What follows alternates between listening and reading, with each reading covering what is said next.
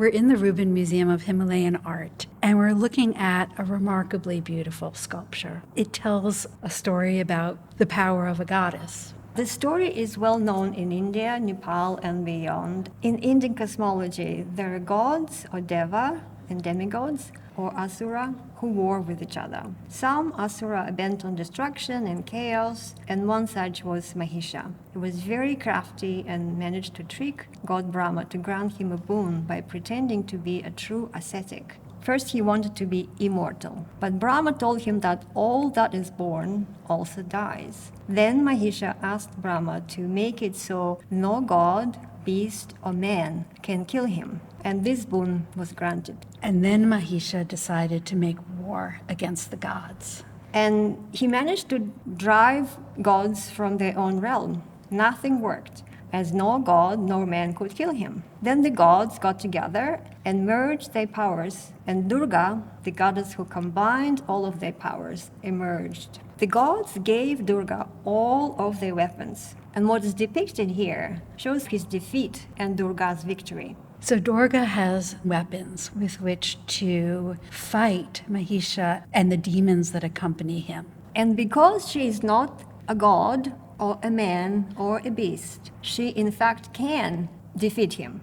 So what you see here is the goddess Durga standing in a powerful pose on the back of her lion and also on the back of a water buffalo. She just cut off the buffalo's head and is pulling Mahisha, who transformed into a man hidden in the buffalo's body, out of the buffalo's body and plunging her trident into his chest. And we don't see that trident anymore. That trident is missing, but we see her hand in that pose stabbing this figure that emerges from the buffalo. And we see the point of the trident in the figure's chest. Mahisha's two attendants are already struck by her weapons. You can see the weapons in their chest. A Vajra handle on the left and a chakra disc on the right.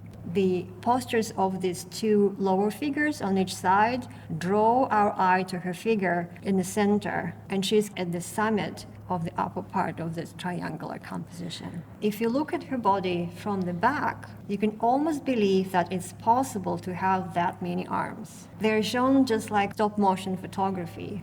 This lovely pyramid composition, which we think of as a very stable form, and yet all of this energy and movement at the top of the pyramid. She is very dynamic, but also poised. The more you look, the more you see these wonderful details of her lion's mane and face, his tail raised up, and the posture is moving forward, and everything is captured in this moment of dynamic movement.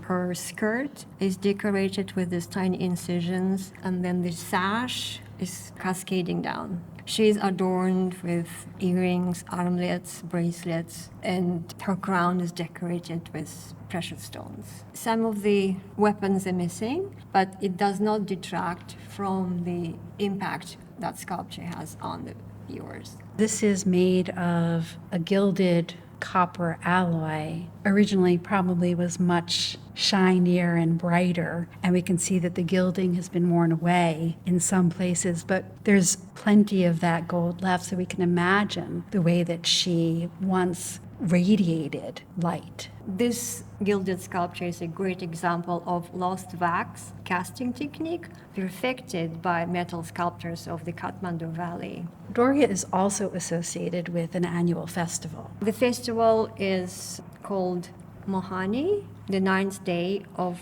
an autumnal month. And in the Kathmandu Valley, both Hindu as well as Buddhist Newars worship the goddess during that festival, when her militant skills and powers are needed to protect the harvest. When I look at Durga and I hear the story of how none of the gods were able to defeat Mahisha, and they create Durga, and they each give her a weapon, and Mahisha and his demons come at her, and she just defeats them one at a time and ultimately slays Mahisha. She's just the ultimate female superhero. She is greater than the sum of all the gods, because she was the one who managed to defeat Mahisha and bring order to the universe.